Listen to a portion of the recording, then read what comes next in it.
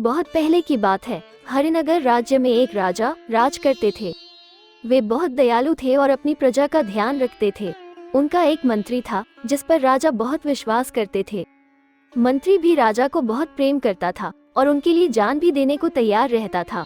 राजा और मंत्री दोनों के बीच बहुत विश्वास और प्रेम था। फिर एक दिन मंत्री ने राजा से कहा, महाराज, मैंने सुना है यहाँ से 100 कोस दूर उत्तर की दिशा में एक जादुई आम का पेड़ है जिसके फलों को अमर फल कहते हैं। माना जाता है कि जो भी उस फल को खा लेता है वो तुरंत जवान हो जाता है और उसकी उम्र भी बढ़ जाती है।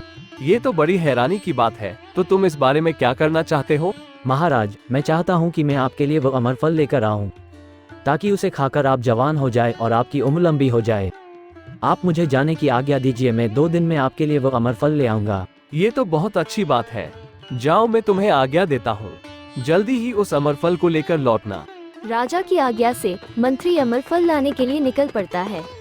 एक दिन की दूरी तय करने के बाद वो उस जादुई आम के पेड़ के पास पहुंच जाता है जिस पर कि अमर फल लगा था। ओह, तो यही है वो जादुई अमर फल वाला पेड़। इस पेड़ से जो भी फल टूट कर गिरता है वो अमर फल होता है। मैं राजा के लिए एक फल लेता हूँ और मैं काफी थक गया हूँ, इसलिए कुछ घंटे इसी पेड़ के नीचे सो लेता हूँ। उठने के बाद फल लेकर राजा के पास जाऊंगा।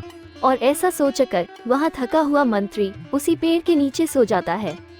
जब वो गहरी नींद में सो रहा था तभी वहाँ एक बिल से जहरीला सांप निकल कर आता है। वो सांप उसी जहरीले पेड़ के नीचे रहता था और अक्सर अमर फल खाया करता था। वो जहरीला सांप उस अमर फल में भी अपने दांत गाड़कर उसे जहरीला कर देता है और चला जाता है। मंत्री सोया हुआ था, उसे इस बात का बिल्कुल भी पता न चला कि अमर फल अब जहरीला हो चुका है। थोड़ी देर बाद वो उठता है। यहाँ तो खूब अच्छी नींद आई। अब इस अमर फल को लेकर राजा के पास जाता हूँ। राजा इस अमर फल को खाकर जब जवान और कम उम्र के बन जाएंगे तो मुझसे बहुत ज्यादा खुश हो जाएंगे और हम दोनों के बीच और ज्यादा प्यार बढ़ जाएगा। और वो मंत्री अनजाने में उस जहरीले अमर फल को साथ लेकर राजा के पास चल पड़ता है। वो राजा के पास पहुँचता है और कहता है, ये लीजिए महाराज, मैं आपके लिए अमर फल ले आया हूँ। अब आप इसे खा लीजिए, आप जवान और शक्तिशाली हो जाएंगे। और मैं सफर करके काफी थक गया हूँ, इसलिए मैं आराम करने अपने घर जा रहा हूँ। बहुत बढ़िया, लेकिन मैं इसे खाने से पहले अपने गुरुजनों और बाकी मंत्रियों से भी सलाह लूंगा। उसके बाद इसे खाऊंगा। तुम जाओ और आराम करो। तुमने बहुत ही अच्छा काम किया है और ये साबित किया है कि तुम मन से मेरा भला चाहते हो। राजा अपने बाकी मंत्रियों को उस अमर फल के बारे में बताता है तो एक बूढ़े मंत्री ने कहा, महाराज, किसी पर इतना भरोसा करना ठीक नहीं। आपको ये अमर फल ऐसे ही नहीं खाना चाहिए, बल्कि पहले इसमें से थोड़ा सा किसी और जानवर को खिलाकर देख लेना चाहिए, जिससे कि पता चल सके कि इसे खाने से आपको कोई नुकसान न होगा और ये भी पता चल जाएगा कि ये अमर फल सुरक्षित है। राजा को अपने बाकी मंत्रियों की यह बात पसंद आती है और वो इस बात को मान जाता है कि पहले इस अमर फल में से थोड़ा सा फल किसी कुत्ते को खिलाकर देख लिया जाए। अगर सब सही रहा तो उसके बाद मैं इसे खा लूंगा। राजा एक कुत्ते को मंगवाकर थोड़ा सा अमर फल उसे खिला देता है। कुत्ता अमर फल खा रहा होता है, लेकिन अमर फल तो उस जहरीले सांप के खाने की वजह से बहुत जहरीला हो गया था, इसलिए उसे खाकर वो कुत्ता थोड़ी ही देर में मर जाता है। अब राजा हैरान रह जाता है। राजा और उसके बाकी मंत्रियों को यही लगता है कि उस मंत्री ने पहले राजा का विश्वास जीता और अमर फल के बहाने से राजा को जहरीला फल खिलाकर मारने की साजिश रची।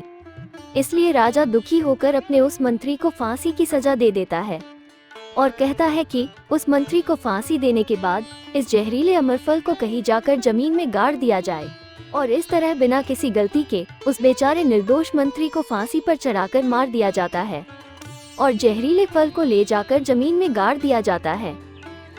और इस तरह ये बात काफी पुरानी हो जाती है और 5 साल बाद ही जमीन में गाड़ने की वजह से वहाँ पर वो अमर फल का पेड़ फिर से उगकर बड़ा हो जाता है। लेकिन राजा के आदेश से उस पेड़ के पास कोई न जाता था, क्योंकि सबको यही लगता कि इस पेड़ पर जहरीले फल लगते हैं, जो भी खाएगा मर जाएगा, इसलिए उस पेड़ के फल कोई न खाता। एक दिन एक गरीब बुढ़िया उस पेड़ के पास बैठकर कहती है, हे राम, अब मेरा इस दुनिया में कोई न बचा है।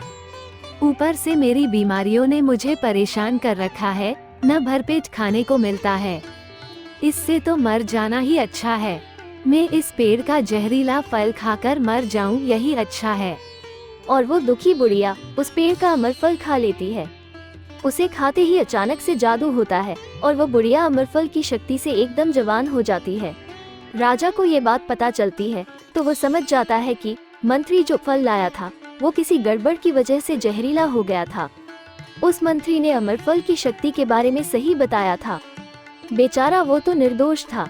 इस तरह राजा को अपने किए पर बहुत दुख और पछतावा होता है, लेकिन अब कुछ नहीं हो सकता था। राजा जीवन भर इस गलती के लिए पछताता रहा। इसलिए हमें कोई भी निर्णय बिना पूरी तरह सोचे विचारे जल्दबाजी में नहीं लेना चाहिए, वरना उसके लिए बाद में काफी पछताना पड़ता है।